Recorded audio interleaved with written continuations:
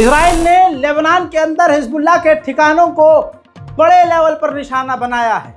Lebanon के अंदर Hezbollah ने जहां अपने हथियार छुपाए थे उस हथियार खाने को ही इजराइल ने उड़ा दिया है।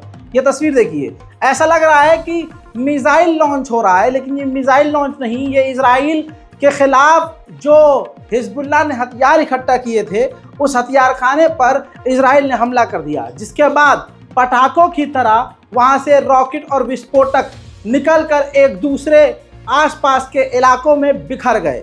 ये खतरनाक हमला इजराइल का हिजबुल्लाह पर अब तक का माना जा रहा है।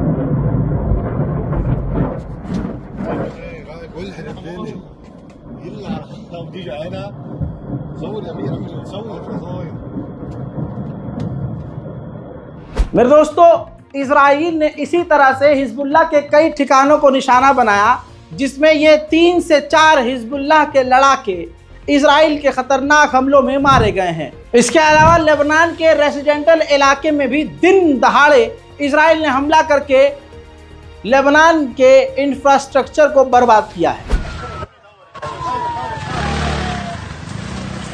अब ये जो आपने हमला देखा, ये सिविलियन के ऊपर था।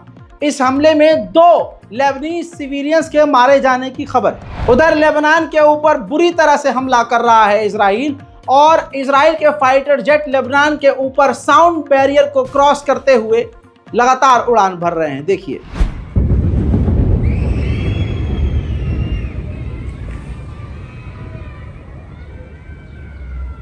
मेरे दोस्तों, हालात ऐसे हैं कि इजराइल ने एक बार फिर इसी दौरान बड़े हमले किए हैं हिजबुल्लाह पर, लेकिन इसी दौरान आपको बता दूं कि इजराइल के सैनिक लेबनान के अंदर घुस भी गए थे बॉर्डर क्रॉस करके। तो हिजबुल्लाह ने मोर्टार दागकर इजरायली सैनिकों को पीछे खदेड़ा है। उधर इसके बाद हिजबुल्लाह की तरफ से इजराइल पर कई रॉकेट दागे गए हैं। हालांकि इस बार हिजबुल्लाह का कोई रॉकेट इजराइल नहीं गिरा। हजरात, ये जंग हिजबुल्लाह को नुकसान पहुंचा रही है। 415 हिजबुल्लाह के लड़ाके इस जंग में अब तक इजराइल के द्वारा मार डाले गए हैं। उधर यूएन के अंदर लेबनान ने इजराइल की शिकायत दर्ज कर दी है कि हमारे एयर स्पेस को वायलेट करते हुए लगातार इंटरनेशनल लॉ का उल्लंघन इजराइल कर रहा है। पूर्व इजराइल के डिफेंस मिनिस्टर ने कहा है कि ईरान कामयाब हो गया है हमें एक दूसरी बड़ी जंग में घसीटने में। उधर मेरे दोस्तों, अमेरिका ने फिर से कहा है कि हम पूरी तरह से इजराइल को बचाने के लिए तैयार हैं और आने वाले कुछ ही दिन में इजराइल को हम भारी मात्रा में हथियार देने वाले हैं। सुनिए।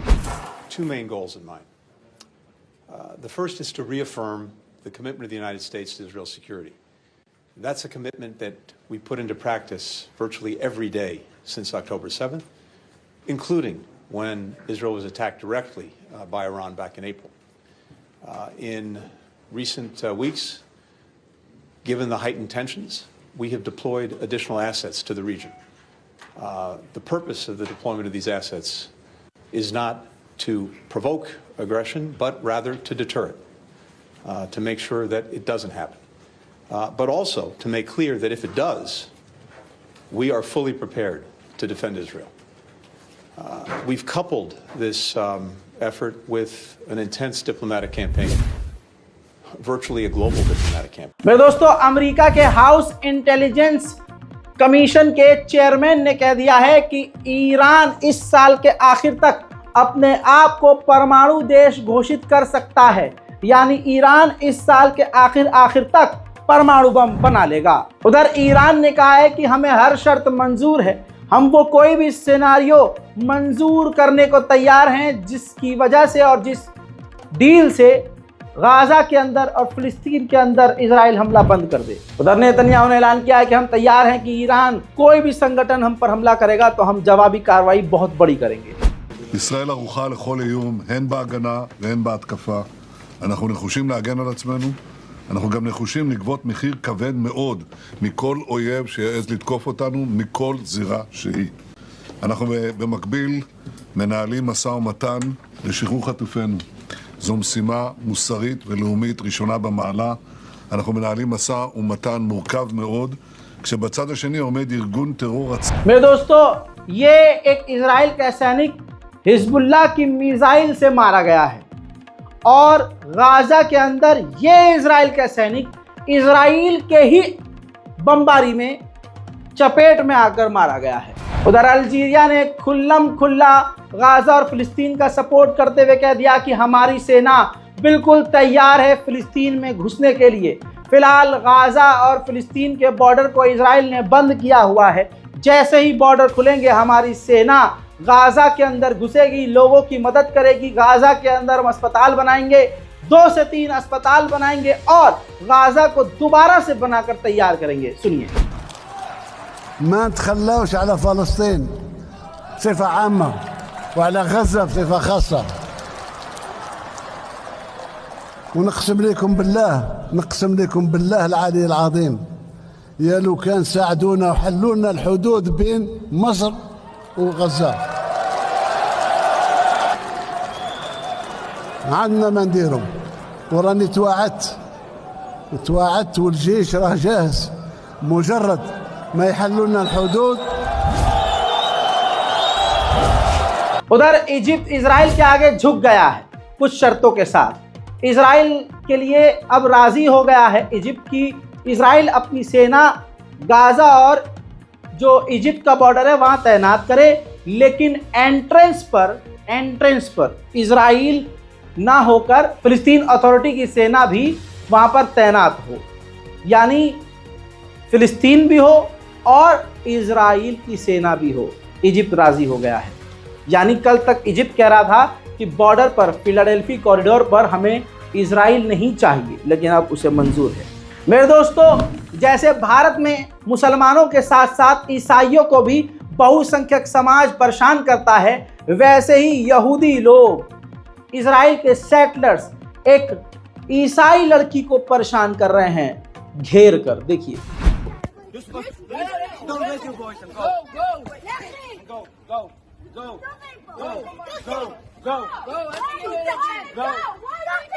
Because you're inside people, try to understand. Let us leave. What inside people? Let us leave. Go. Let inside people. Let's go. Let's walk.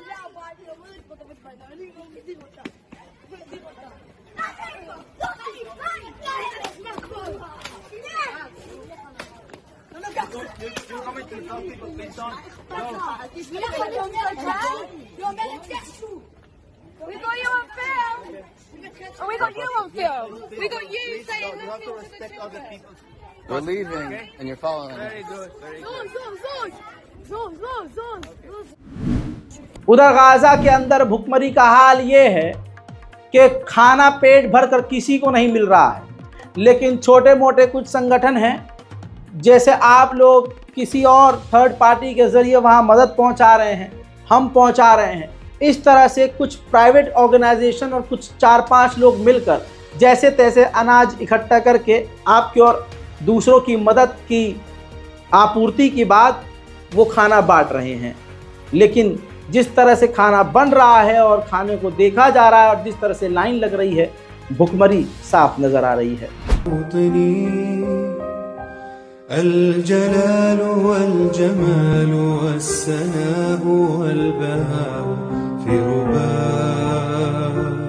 في رباء والحياة والنجاة والهناء والرجاء في هواك في هواك.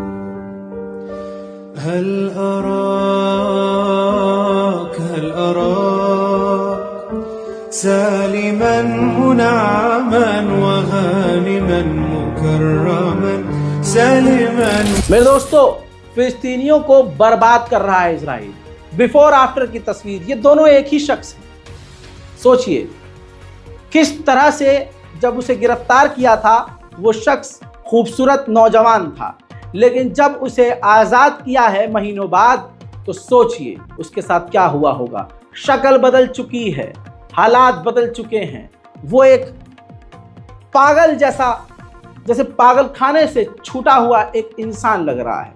Israel इस तरह से फिलिस्तीनियों की जिंदगी बर्बाद कर रहा है। उधर इजराइल फिलिस्तीन के अंदर जेरूशलेम में भी अब फिलिस्तीनियों के मकानों को तोड़ना शुरू कर चुका है।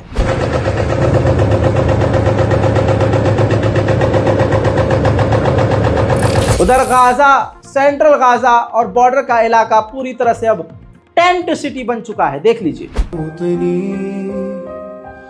الجلال والجمال والسناء والبهاء في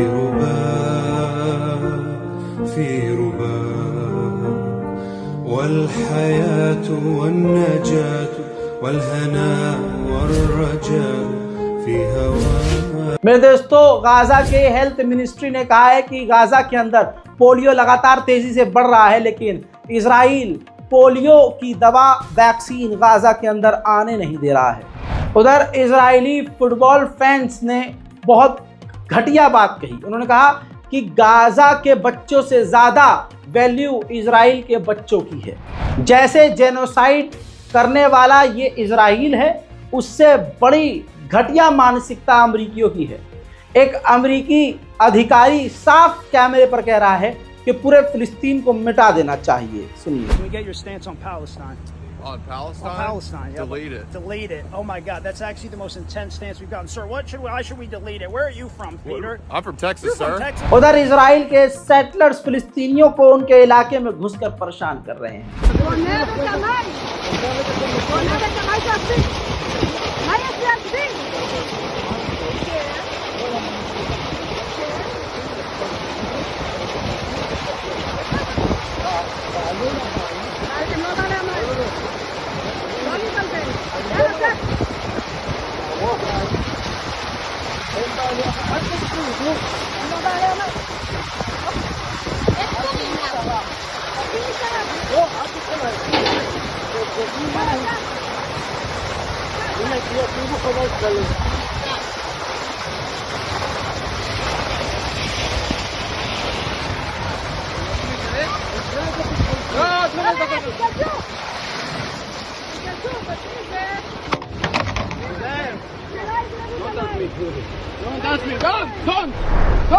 उधर UNRWA के अधिकारी ने कहा कि अभी तक 248 से ज़्यादा हमारे लोग मारे जा चुके हैं। उधर इजराइल अपने घायल सैनिकों को, तस्वीर देखिए, घायल सैनिकों को हेलीकॉप्टर से एयरलिफ्ट करके इलाज के लिए लेके जा रहा है। गाजा के मुद्दे पर इजराइल के पूरे फौज बैठकर मीटिंग कर रही है कि आगे क्या करना है। एक और ब्रिटिश डिप्लोमेट मार्क स्मिथ ने बरतानिया की गवर्नमेंट से रिजाइन दे दिया है, और रीज़न वही दिया है कि जिस तरह से ब्रिटेन की मानसिकता और ब्रिटेन की सोच और काम करने का तरीका इजराइल का साथ देते हुए फिलिस्तीन के खिलाफ है, मैं ऐसी सरकार के साथ काम नहीं कर सकता। उधर स्कॉटलैंड की मीटिंग होने वाली थी इजरायली डेलीगेशन के साथ, लेकिन इजराइल के नरसंहार को देखने के बाद स्कॉटलैंड की गवर्नमेंट ने मीटिंग को इजराइल के साथ रद्द कर दिया। बरतानिया के विदेश मंत्री जब इजराइल पहुंचे थे तो नेतन्याहू ने बरतानिया के विदेश मंत्री से मिलने से इनकार कर दिया था। उनके ही देश में बरतानिया के विदेश मंत्री को अपने ही देश में बुलाकर जलील करना कोई इजराइल और अमेरिका से सीखे। बताना चाहूँगा कि यह हुआ इसलिए क्योंकि इंटरनेशनल क्रिमिनल कोर्ट के अरेस्ट वारंट जो जारी करने वाला था नेतन्याहू के खिलाफ, तो बरतानिया की नई गवर्नमेंट ने कह दिया था कि हम इस पर पाबंदी नहीं लगाएंगे। इस वजह से इसका बदला नेतन्याहू ने कुछ इस तरह से लिया कि बरतानिया के विदेश मंत्री जब इजराइल पहुंचे तो मिलने से इनकार कर दिया नेतन्याहू। उधर साउथ कोरिया में फिलिस्तीन के लिए प्रदर्शन।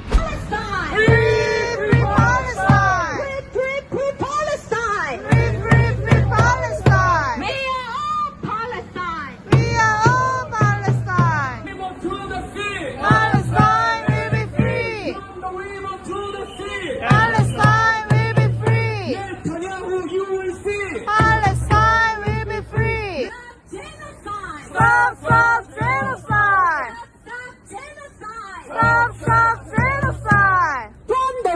river to the sea. Palestine will be free. From the river to the sea.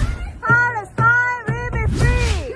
उधर जर्मनी की गंदगी आपको दिखा चुका हूं। ये तस्वीर देखिए किस तरह से एक फिलिस्तीनी समर्थक जर्मन महिला को जर्मन पुलिस ने बुरी तरह से धक्का मारकर मुंह के बल गिरा दिया। जर्मनी की पुलिस रोज इसी तरह से हैवानियत पार कर रही है। उधर 400 से ज्यादा ह्यूमैनिटेरियन एजेंसीज ने इजराइल से मांग की है कि सिविलियंस जो गाजा के अंदर मारे जा रहे हैं उनको बचाओ। इन सभी चिमगांडुओं को यह नहीं पता कि वो तो जानबूझकर फिलिस्तीनी लोगों को और आम लोगों को मार रहा है। ये सब के सब ड्रामा कर रहे हैं, जो कह रहे हैं ना कि इजराइल हमला ना करे और इजराइल लोगों की जान बचाए। उसे बचाना होता तो इतने मारता नहीं। मेरे दोस्तों 10,000 फिलिस्तीनियों को इजराइल ने जो कैद में रखा है, 24 घंटे में उनको सिर्फ 45 मिनट के लिए ही पानी देता है। तो सोचिए जेल का हाल क्या होता होगा। ह्यूमन राइट वॉच ने कहा है कि यमन के ऊपर जब इजराइल ने खतरनाक हमला किया तो ये सिर्फ और सिर्फ वॉर क्राइम था और कुछ नहीं। इजराइल ने $1.8 बिलियन फिलिस्तीन अथॉरिटी के पैसे सीज कर रखे हैं। वहीं इजराइल अभी भी ये देखिए इस तरह से गाजा पर हमले कर रहा है। अब जो बची कुची इमारतें हैं जो खाली हैं, इजराइल उनको तबाह कर रहा है। इजराइल के हमलों में आम लोग मारे जा रहे हैं, पूरा परिवार खत्म हो जा रहा है। देखिए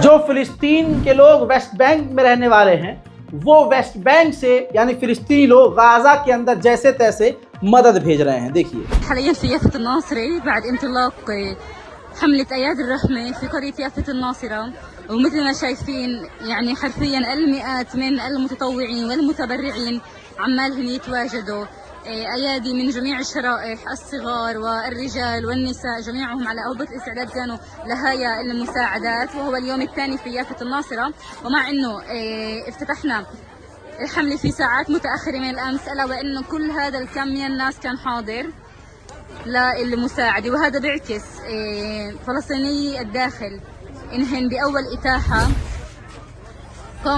كانوا على यमन के सनआ में हुथीज ने यूएन के दफ्तर को सीज कर लिया था, कब्जा कर लिया था। यमन के हुथीज ने वो दफ्तर एक बार फिर से यूएन को सौंप दिया है। नेतन्याहू एक तरफ ये कह रहा है कि हम डील के लिए राजी हैं, लेकिन नेतन्याहू अमेरिकी मीडिएटर से कह रहा है कि आप हमास के आगे बिल्कुल मत झुकिएगा और अमेरिकी सरकार की भी मत मानिएगा। जो मैं कह रहा हूं यानी नेतन्याहू जो कह रहा है बस वो मानिएगा। उस हिसाब से क्लियर लग रहा है कि नेतन्याहू नहीं चाहता है कि डील हो। इजरायली सेटलर्स के जेविश रब्बी लीडर ने कहा कि अल अक्सा हमारी है और ये हमारा टेम्पल बनेगा, यहाँ मतलब इसको तोड़कर हम अपना थर्ड टेम्पल बनाएंगे। तो आप समझ सकते हैं कि इजरायलियों का और नेतन्याहू का इरादा क्या है। मेरे दोस्तों आपको बता दूं कि कल एक वीडियो मैंने आपको दिखाया था जिसमें इजराइल की राजधानी तेल अवीव में धमाका हुआ था।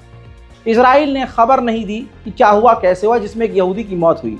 खबर अब ये आ रही है कि ईरान ने वो हमला किया था, ईरान का उसमें हाथ था, लेकिन ईरान का वो हमला फेल हुआ था। उधर वेस्ट बैंक पर कब्जा करने का ऐलान कर दिया गया है। Israeli finance minister West Bank के इलाके में पहुंचा, फिलिस्तीन के झंडे को उखाड़ कर फेंक कर इजराइल के झंडे को लहराते हुए कहा कि वेस्ट बैंक से तमाम फिलिस्तीनियों को भगा दिया जाए, हम पूरे वेस्ट बैंक पर कब्जा कर रहे हैं। सुनिए और अरब देशों की खामोशी पर लानत भेजिए। תראו, יש כאן אירוע מגה אסטרטגי. הרשות הפלסטינית במאמצים מרוכזים עם הרבה מאוד כסף ואנרגיה מנסה להשתלט מזרחה, לייצר רצף טריטוריאלי גם מצפון לדרום, גם ממזרח למערב, לקטוע את הרצף שלנו. יש כאן גם פגיעה מאוד מאוד קשה נופית, באחד האזורים אני חושב הכי ערכיים חשובים במדינת ישראל. אנחנו החלטנו להפוך את הגלגל הזה לאחור. המשך להחלטת הקבינט, אנחנו הולכים להיכנס כאן עכשיו תקופה ארוכה של ריכוז מאמץ, של אכיפה, של הריסות, אנחנו נחזיר כאן את המצב לקדמותו. אני רוצה להודות מאוד לכל אנשי המינהל האזרחי, לאנשי צה"ל, लसार הביטחון, השיתוף פעולה। मेरे दोस्तों, इस बारकोड का इस्तेमाल कीजिए ताकि गाजा और फिलिस्तीन में थोड़ी बहुत मदद हम भेज सकते हैं तो भेज सकें फिलिस्तीन एम्बेसी के जरिए। इस रिपोर्ट को शेयर कीजिए, हमारे चैनल को सब्सक्राइब कीजिए और अपनी राय कमेंट में जरूर लिखिए। जय हिंद।